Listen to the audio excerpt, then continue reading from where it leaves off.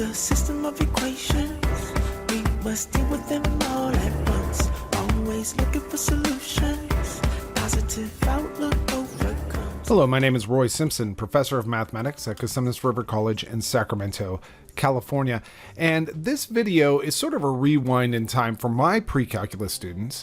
If you're just watching this by searching YouTube, then this is not out of order for you. You're probably just trying to find a video that helps you factor expressions that have negative rational exponents in them. However, for my pre-calculus students, I go through a lot of stuff prior to even getting to this point, and that's mainly because you don't need this until now. So let's start this topic with just a single question of why do we even factor? This is important to think about. If you've watched any of my videos, I spend a little bit of time really trying to investigate the mathematics that we're going through and why we do that. And in this case, when you're asked why do we factor, a lot of people don't really understand or truly know why we factor. The truth is that we factor actually in language every single day. For example, if you were to say that person A has blue shoes, person B has blue shoes, person C has blue shoes, and so on and so forth down the line, that would be exhausting. You don't want to say it that way, right? So instead, you want to say something like, the following people all have blue shoes, person A, B, C, and so on and so forth. That's much faster, it's much more succinct, and people kind of understand it a little bit better. And what we've done there is actually factored out what those people have in common. So you do this in language all of the time. So that's kind of a language reason as to why we factor. What is the mathematical reason why we factor, other than the fact that we've been told to do so?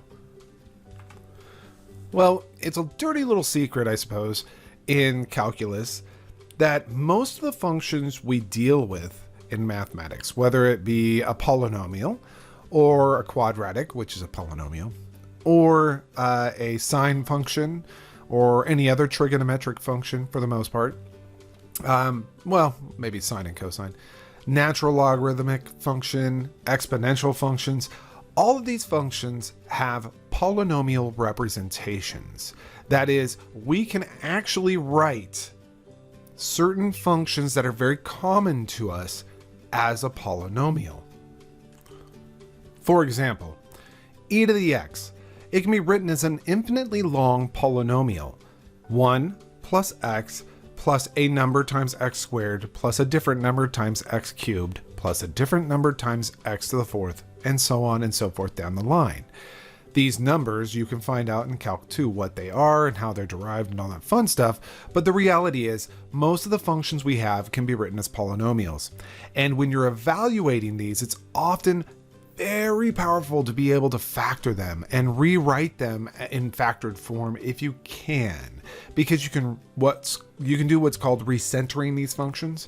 And just to lay down how powerful this is, by the way, a lot of what your calculator does, or your phone, or any technology out there, what it does is it actually takes these polynomials instead of the functions. So it's not like your phone has e to the x stored into it and all values of e to the x stored into it.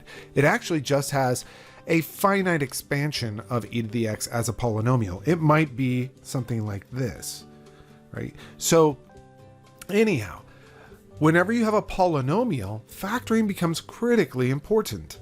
So this is why, part of the reason why we factor. There's actually a lot of other reasons why we factor, but the main things here that you should know are that, one, it allows us to compress our language a little bit, like we did in that language example. And two, because most everything we deal with is actually just a hidden polynomial in the background. Well, now that that is out of the way, you arrived at this video in hopes to be able to learn how to factor, or maybe review how to factor an expression with negative rational exponents. And notice the very first thing I throw at you here, it doesn't have negative rational exponents. The reason why I do this is to kind of prime the pump, to get you to think about the process behind the scenes. So as I tell most of my classes, all my students if I can, A lot of mathematics can be mastered just by recognizing patterns. So if you look at the statement here, there is a significant pattern going on. Each of these terms has this picture in common. And so we know that, again, just like the blue shoes example, instead of saying 4 has x plus 1 to a power and -5 has x plus 1 to a power and that +1 has x plus 1 to a power, we could just say the following terms have x plus 1 in common. And so let's go ahead and factor out the x plus 1. Now most people, and maybe I'll do it this way, I'll say equals, but off to the left hand side I'll put in parentheses that I'm factoring. So a factor out. Let's actually talk about what we factor out. If I was going to say most people know what to do here, but actually I don't want to say that. Instead, I'm going to zoom off to the right-hand side here, and I'm going to simplify this statement and say, what if it was instead y to the third plus y squared plus y? Pause the video just for a moment here and think about how you would factor, or what you would factor out of these terms.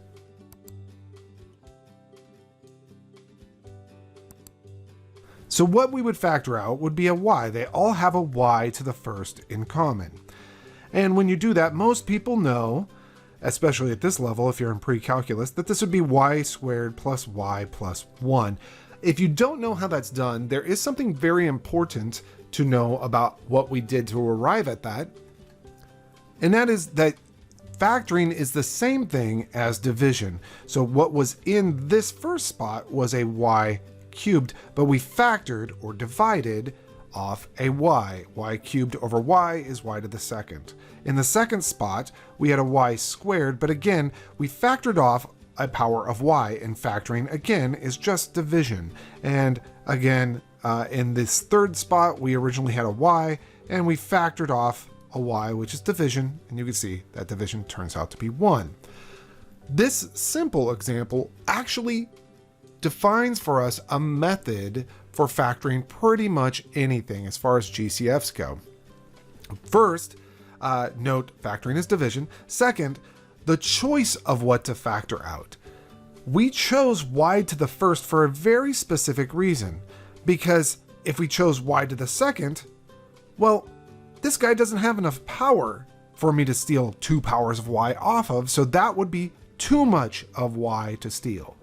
If I had stolen y to the third off of this expression, again, these other two guys right here, y squared and y to the first, don't have enough power to support us stealing y cubed away from them. So again, that would be a poor choice. So that led to us choosing this good choice of y to the first. What happens to be the case is that has the least or lowest power amongst all of the factors involving y. So I'll write that down. So that has the least power of y in the entire expression. That's actually kind of the idea here, is when we're faced with an expression and you see there are pictures in common, you want to factor out those pictures, which is division, and you want to steal the one with the least power. Now, if you look through all those powers, the one with the least power is obviously this guy with the 1/2 power. So we're going to divide off from that expression x plus 1 to the 1/2 power. By the way, if there were also coefficients they had in common, so if this was a 14 and this was, let's say, a 6 and this was a 2, those numbers would all be divisible by 2, and I'd also divide off a 2. But luckily, we don't have that case, so I don't have to worry about that. All right, let's go ahead and factor out. Now I know what I'm going to do. I'm going to factor out an x plus 1 to the 1/2 power. Again, factoring is the same thing as division. So I'll write out what I factored out front. So this is x plus 1 to the 1/2 power. And then I'm left with some big old expression. In fact, it might be bigger than those brackets, honestly, so I might have to erase the rightmost bracket there. But for right now, I think this is pretty safe to leave it like this. So let's see. In that first spot, and maybe I'll write this off a little bit off over here.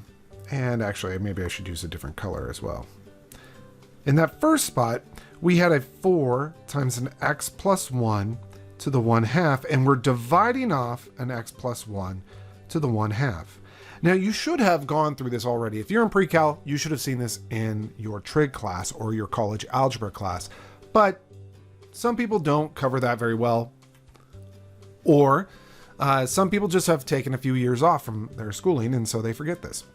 So if you do that division, you see the x plus 1s to the 1/2 cancel beautifully, and you're left with a beautiful 4. In the next spot, we originally had a -5 x plus 1 to the 3/2, and again, we're dividing out an x plus 1 to the 1/2. Now, what's critical to remember as you go through these styles of problems is the law of exponents concerning quotients. So I'm going to write that down over here. There's a law of exponents that says if you have a base to a power divided by the same base, to a different power, not the same power, then you can compress that into a single statement where it is the base, that common base they share, to the top power minus bottom power. So this is going to be used repeatedly when you do factoring. This will be a -5 because that does not cancel, so I'm going to write a -5.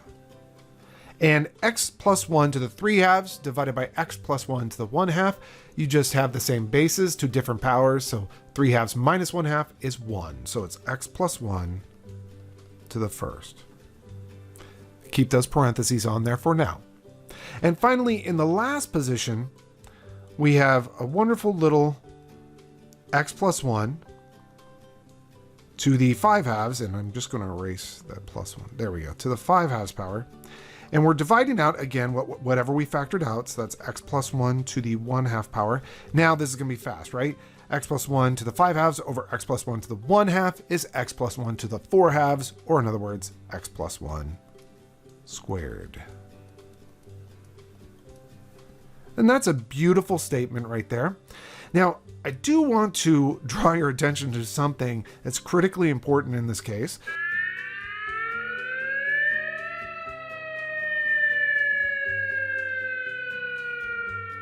So I think a lot of students would multiply out that picture. So that this trinomial that you're left with, let me highlight it. A lot of students would multiply that out and combine like terms. A lot of students would. And I wouldn't blame you if you did. But remember, the instructions are to completely factor. So multiplying that out is kind of going the opposite direction from what we want. That's not to say it's wrong. It just means that, well, you might be doing more work than you need to. So let's see what I would recommend. I'm going to rewrite that. No big deal. Just a quick rewrite of x plus 1 to the 1/2 times the quantity. And what I'm going to do is just write it in descending power order. So instead of, basically I'll use a commutative property of addition. Move that x plus 1 squared to the front, minus 5 times x plus 1, and then finally plus 4. You can do what's called a u substitution here. I could say that u is equal to x plus 1. So this is actually u squared minus 5u plus 4. Just a temporary visual substitution. And that allows us to see that this just might factor. And actually it does, right? It's a minus 4 minus 1. So that's how it's going to factor. Remember, u is actually equal to x plus 1 here. So I just visually did a substitution. That's a trick that you should learn in your college algebra course prior to pre-calculus. So I'm not going to really review it here. So this will factor to the, I'll write it this way, fine. U minus 4, u minus 1 for now. But then we know that u is equal to that x plus 1. So this is going to be x plus 1 to the 1/2 times x plus 1 minus 4 times x plus 1 minus 1. And you can see that this actually is a nice clean way of doing this factorization. Finally, this becomes x plus 1 to the 1/2. And 1 minus 4 is x minus 3. And this is just x, a beautiful little x right there. All right. And that is completely factored. Very nice. And by the way, you should, before any of these examples, you should pause the video and see if you can attempt that factorization before I do the factorization. That's always a good tactic. So here we have this done. By the way, that type of expression as well does occur in calculus. So be very aware of that. If you're moving on to calculus, that you will run into those. There's no way to avoid them. Let's move on to the next example. Part B, same instruction set, is just factor completely. So I'm going to ask you to pause the video and see how far you can get in this factorization. I'll give you a big fat hint here. Do arithmetic before you do algebra. Do algebra before you do trig, and do trig before you do pre-calculus.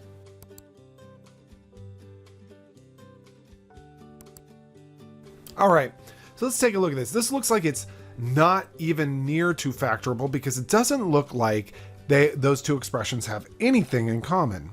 I did give you a hint, though, to do arithmetic before algebra and algebra before trig and trig before pre-calc. Basically do mathematics in the order that you learned it. In this case, the very simple thing I can see from the get-go is that the exponent on the very first term is just a -1/2. Now that doesn't seem to really help too much. And if you pause the video for a while and try to work this out and still couldn't figure it out, you're going to kind of slap yourself in the forehead in a moment here. Notice that the two terms within this second expression, or the second term, I should say, are both divisible by 4. So I'm going to go ahead and factor out a 4 out of those each of those terms. I'm left with a 3x plus 2. Which is gives me a little bit of hope because that picture, 3x plus 2, occurs in the first term as well. The power on that is 3/2. There's no real need for me to say this out loud, but I'm going to anyway. You should know that the denominator is the root, the numerator is the power, so I can rewrite this as 5x times 3x plus 2 to the -1/2. Plus the square root of 4. So all I'm doing is applying the square root to that. Square root of 4 is 2, and then I'll apply the cube to that. 2 cubed is 8. And now I still have this 3x plus 2 to the 3/2 power. This is using the law of exponents, that a times b to a power p is the same thing as a to the power p times b to the power p. So you could break apart multiplications like that, but not additions and not subtractions. Also, I use the property that, let's see, b to the m over n is the same thing as the nth root of b raised to the mth power. There is an alternative version of that as well.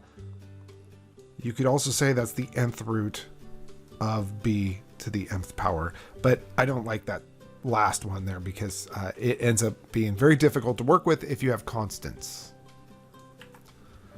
So let's see what we can do now. Now you can see there's quite a bit that we have in common here. Well, not quite a bit, but 3x plus 2. And remember, steal off the lowest power. So here's where that negative rational exponent comes into play. So we're going to go ahead and factor off 3x plus 2 to the -1/2 power. I'll write that over here. 3x plus 2 raised to the -1/2 power, and you're left with 5. Well, maybe I shouldn't write what you're left with yet. You're left with a big empty bracket there, and we'll fill that in. Since this is a pre-calculus course and not a college algebra course, and since you were exposed to this content in your college algebra course, I can now show you kind of a speedy trick to doing this. Let me hop back one example here. And I just want to showcase, when we factored off of these 3 terms here, x plus 1 to the 1/2, notice if you were to subtract that half power from each of these, you don't have to go through this rigmarole of division. You could just say, oh, 1/2 minus 1/2, well, that's the 0th power. So it's 4 times something to the 0th power, or just 4. Let's see, minus 5 times x plus 1 to the 3/2 minus 1/2 is 1.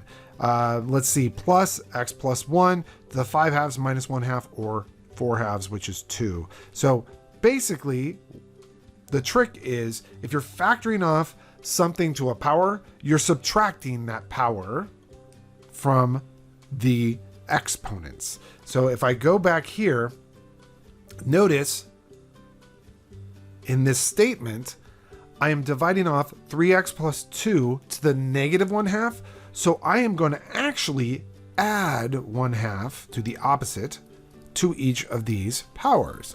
And so if I do that, you can easily see the fast trick is this. It's 5x times 3x plus 2 to the 0th plus 8 times 3x plus 2 to the second power.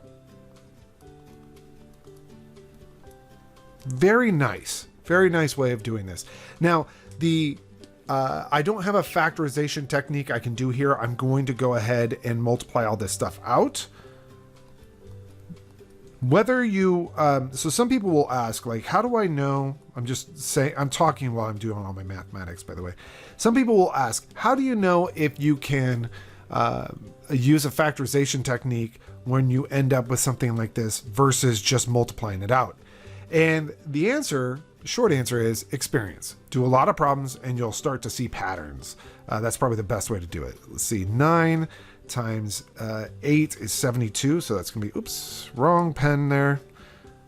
72 x squared. I'll probably have to pause to make sure that I'm doing my math correctly. All right, so here we are. We're staring at this thing. We're saying, okay, maybe that 72x squared plus 101x plus 32 factors. You could sit here for quite some time trying to factor that. My advice to you, before you begin even factoring something like this, unless these two numbers are small. If those two numbers are small, just do a guess and check method to try and factor. But because those numbers are incredibly factorable, 72 is the product. It's 1 and 72, or 2 and 36, or 3 and 24. I mean, there's a lot of ways to get to 72 by the product of two constants. So because both 32 and 72 are highly factorable, I'm going to check to see if the discriminant, when I use the quadratic, well, I'll just say the discriminant. I'll check to see if the discriminant is a perfect square. And if you don't know why, I'll tell you at the end of it. And actually, I was just going to do the work on the side, but it should be done in front of you.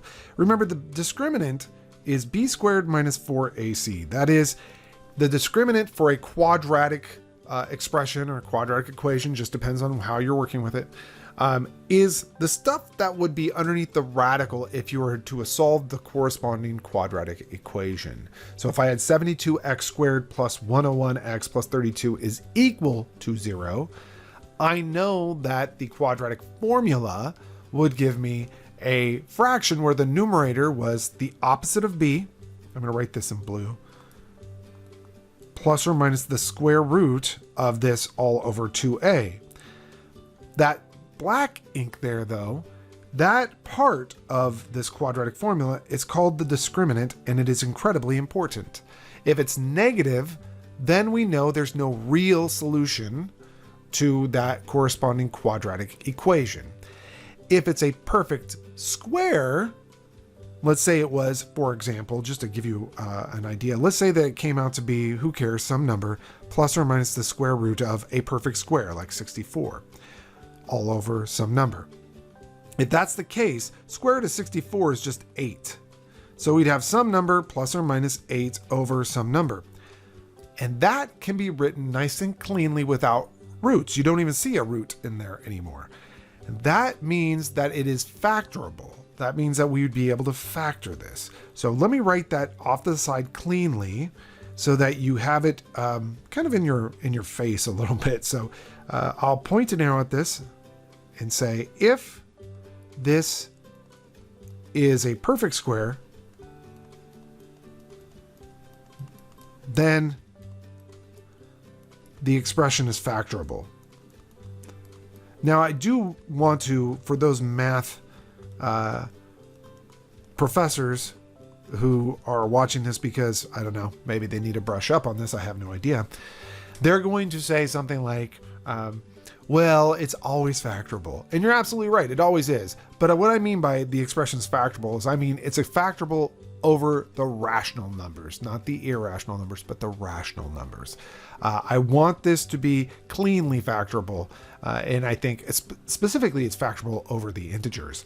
So, all right, let's go ahead and just see what the discriminant is in this situation. We have a 101 squared minus 4 times 72, that's A, times 32, that's C. Now, obviously, something like this will require a calculator.